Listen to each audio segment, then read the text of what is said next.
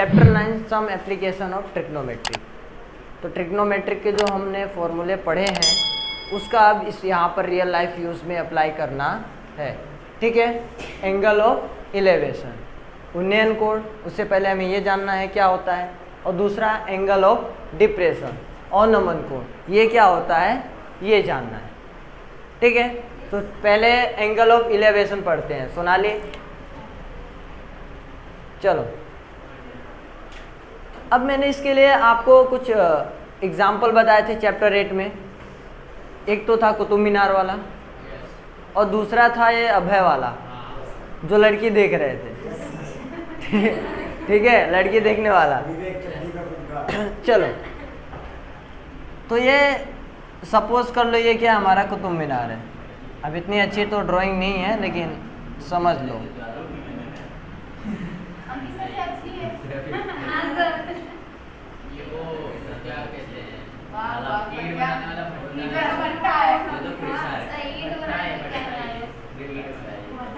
अब भावनाओं को समझो, ड्राइंग को मत समझो।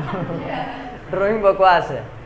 तो मान लो सब लोग पिकनिक गए घूमने, सोनाली पागल तो है ही, तो इधर सोनाली खड़ी हो गई और इसके टॉप को देख रही हैं। तो सोनाली यहाँ पे खड़ी होके टॉप को देख रही हैं, टॉप को देख रहे हैं, तो इसको क्या बोला जाता है? दृष्टि रेखा। इंग्लिश में लाइन ऑफ साइट, दृष्टि रेखा, लाइन ऑफ साइट। दृष्टि रेखा ही होती है ना, देखने वाली रेखा। ठीक है, तो सोनाली यहाँ से खड़े होके कुतुब मीनार के टॉप को देख रही हैं, तो एक दृष्टि रेखा होगा और अर्थ का जो हमारा सरफेस होगा,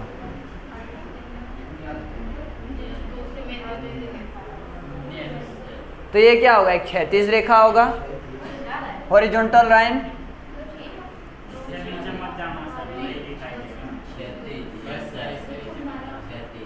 क्षैतिज रेखा,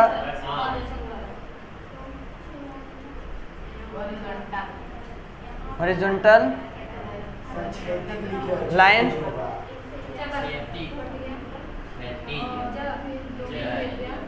क्षैतिज रेखा। ठीक है, हॉरिजॉन्टल लाइन,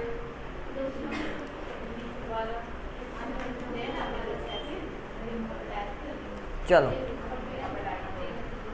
यहाँ पर क्या आप जब ये क्या होंगे, सोनाली घूमने जाएंगे तो कुतुब मीनार को देखेंगी इस पॉइंट से, तो एक दृष्टि रेखा होगी और एक हॉरिजॉन्टल लाइन क्षैतिज रेखा होगी। तो यहाँ से जब सोनाली कुतुब मीनार को देखेंगी तो एक राइट एंगल ट्रायंगल बना सकती हैं कि नहीं बना सकती? एज्यूम कर सकती हैं। तो यहाँ से इन्होंने एज्यूम कर दिया कि भाई ये हमारा राइट एंगल ट्रायंगल बन रहा।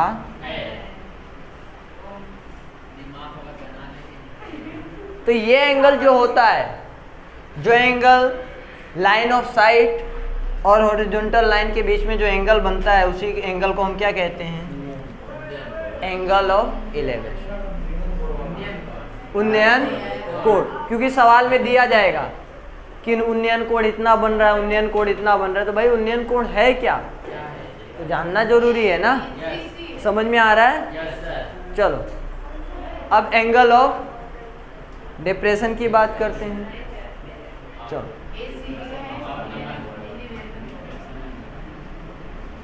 दूसरा एग्जाम्पल। अब यहाँ पर एग्जाम्पल काम आएगा किसका?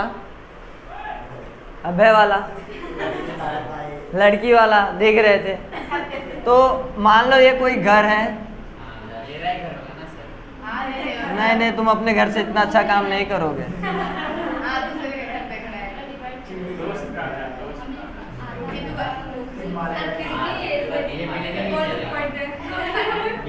बिल्डिंग है, अरे ड्राइंग अच्छी नहीं है तो चलेगा, कोई दिक्कत नहीं। भावनाओं को समझो। क्या तुम्हें यहाँ रहने आना है? तब लेना देना क्या है, तुम्हें रहने नहीं आना है तो। अब रहने आना हो तो अलग बात है। चलो, तो ये घर है और इधर बैठे हैं अभय,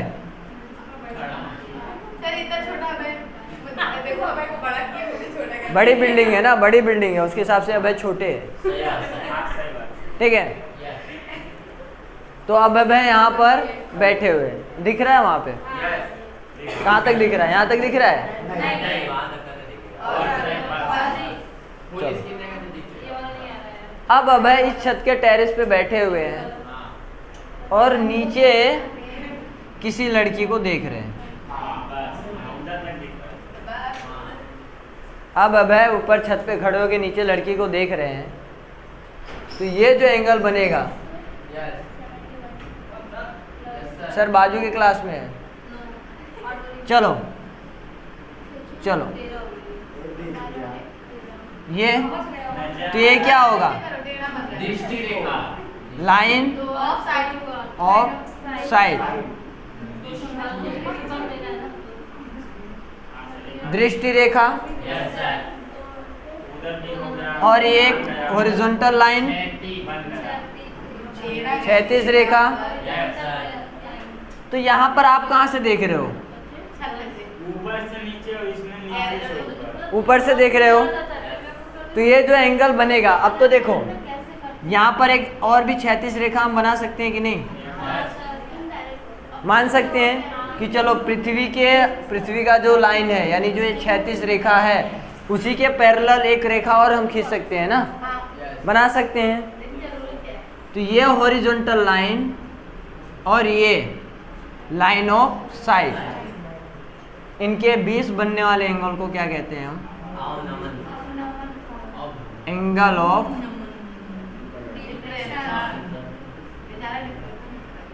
डिप्रेशन। यहाँ पर बनने वाले एंगल को हम क्या कहेंगे? अनमन कोण। क्लियर हुआ? क्योंकि सवाल में आपको अनमन कोण भी दिया जाए कि एक छत से किसी पॉइंट को देखने पर उसका अनमन कोण इतना बन रहा है। ऊपर साइड में वाले में बनेगा अनमन कोण और नीचे में बनेगा अनमन। हाँ, नीचे से ऊपर की ओर देखोगे ना, तो वो जो एंगल बनेगा वो क्या बनेगा आपका? हमेशा एंगल ऑफ इलेवेशन, उन्नयन कोण। और जो ऊपर से नीचे की ओर देखने पर जो एंगल बनेगा वो कौन सा बनेगा? अनमन। क्लियर हो रहा है? आप लोग पीछे बैठ जाओ ना, क्या नाम है आप दोनों? ठीक है, तो ये 2 पॉइंट हमें जानना जरूरी है, क्योंकि ट्रिग्नोमेट्रिक में क्या जानना जरूरी होगा? एंगल तो जरूरी होगा ही ना। हम लोग ट्रिग्नोमेट्रिक पढ़ेंगे तो उसमें एंगल जानना हमारे लिए बहुत जरूरी होगा।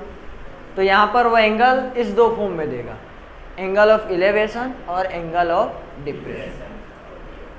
तो हमें इसके आधार पर समझना है कि एंगल कहाँ पर बन रहा। या तो ये एंगल तो आप समझ ही गए हो, आपको ज़्यादातर ध्यान देना रहेगा कहाँ? नीचे से ऊपर की ओर देख रहे हो, ऊपर से तो नीचे से ऊपर की ओर देखोगे तो जो बनेगा एंगल वो क्या होगा? Angle of elevation. और ऊपर से नीचे की ओर देखने पर जो एंगल बनेगा वो यहाँ पर बनेगा, इन 2 के बीच में बनेगा, और एक कहाँ पर बनेगा? यहाँ पर। क्लियर हो रहा है? अब देखो सवाल उठ रहा होगा कि ये एंगल जो चाहिए हमें ट्रायंगल के अंदर का चाहिए, लेकिन ये एंगल तो बाहर है। अगर यहाँ पर कुछ ऐसा ट्रायंगल बन रहा हो तो अच्छी बात है, और नहीं बन रहा है तो आप क्या कर सकते हो? इसी के पैरेलल एक लाइन खींच सकते हो कि नहीं? कि बन गया ट्रायंगल। ठीक है, या तो क्या कर सकते हो? अगर ऐसा ट्रायंगल बन रहा है तो कोई बात नहीं, अगर नहीं बन रहा है तो ये जो एंगल होगा वही एंगल तो ये भी होगा।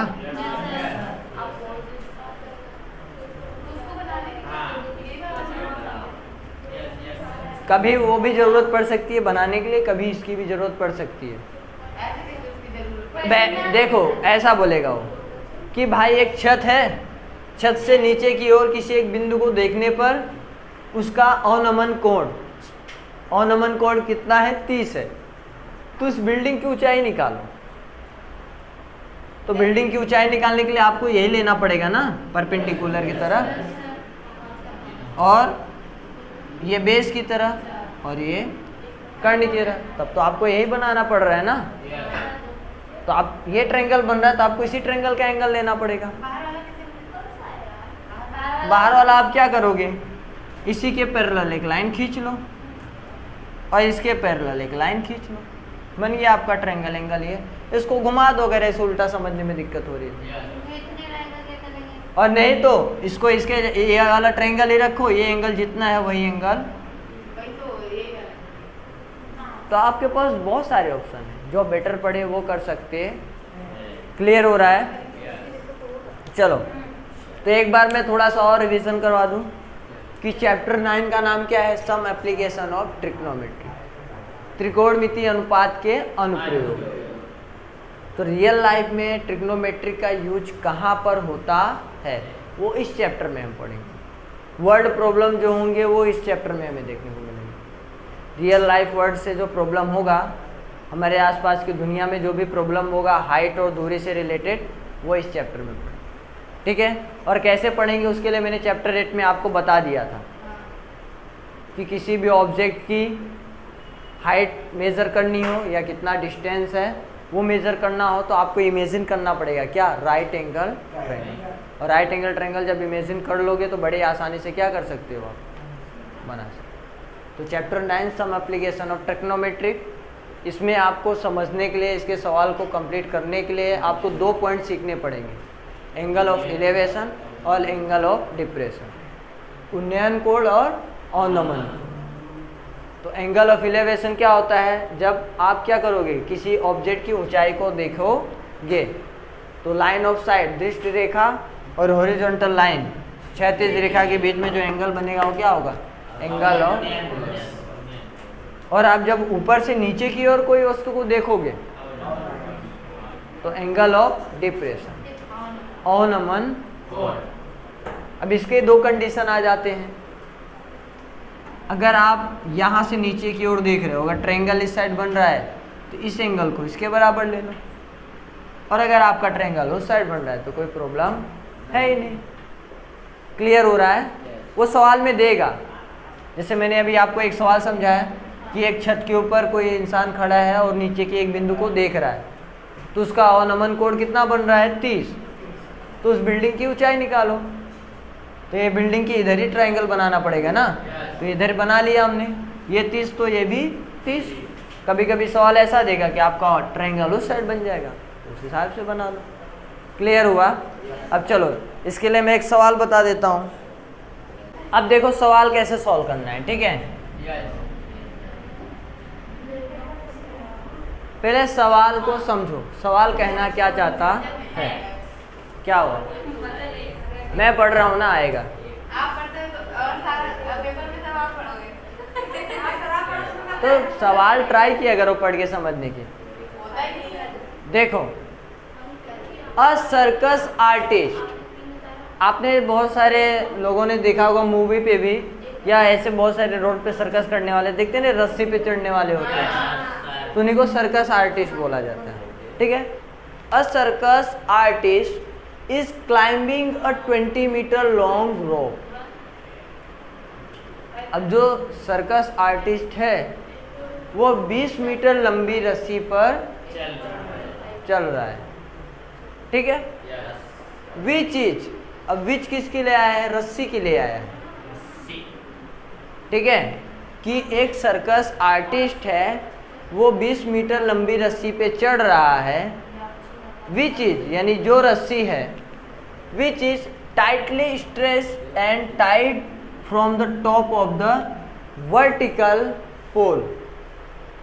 अब क्या बोला गया है कि एक आर्टिस्ट है, ठीक है, सर्कस आर्टिस्ट है जो 20 मीटर रस्सी पर चढ़ रहा है। अब वो रस्सी का हाल क्या है, रस्सी बंधा कैसे है, उसके लिए उन्होंने बताया विच इज टाइटली स्ट्रेस्ड, वो रस्सी एकदम टाइटली बंधी हुई है।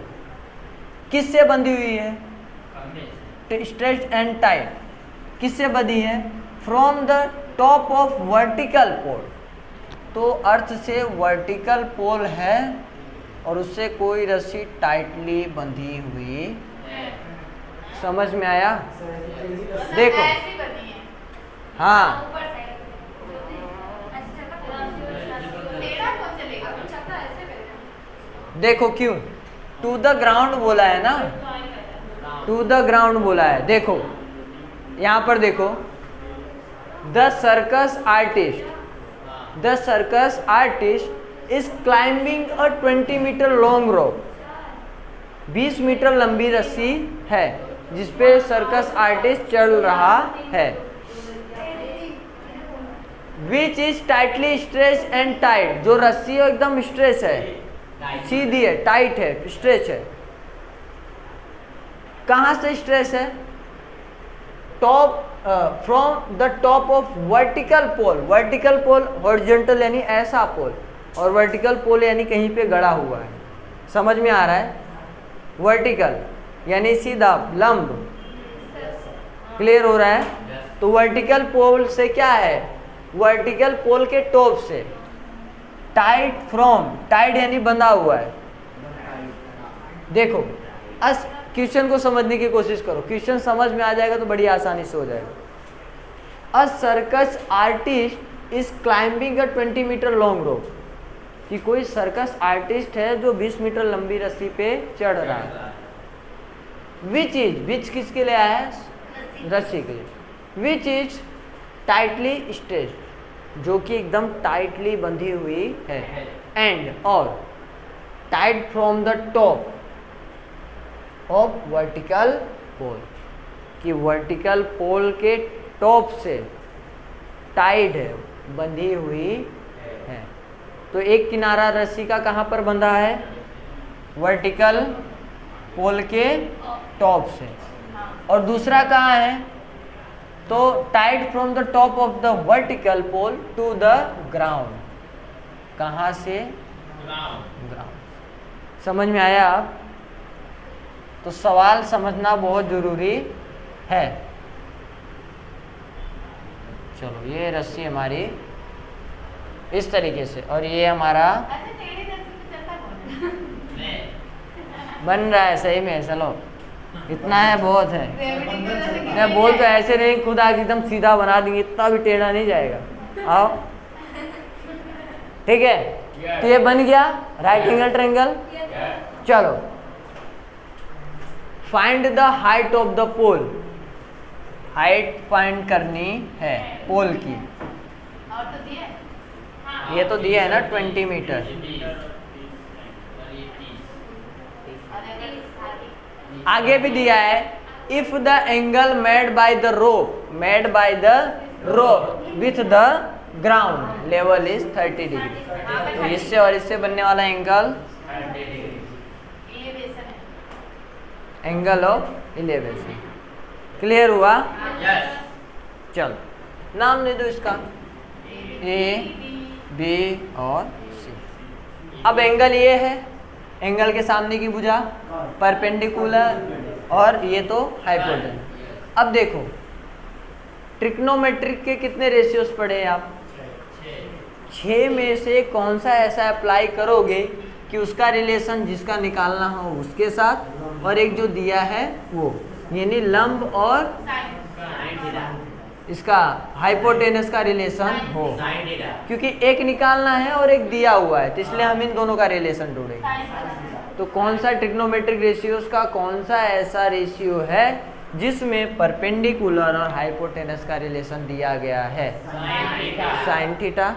तो लगाओ फॉर्मूला,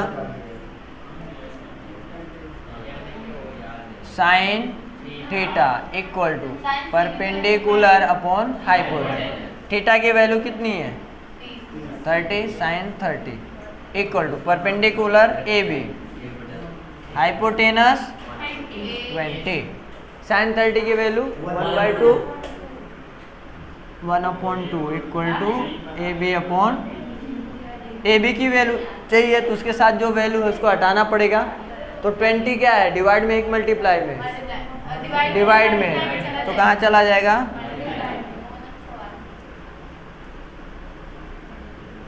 कट कर दो। A B equal to, metre है तो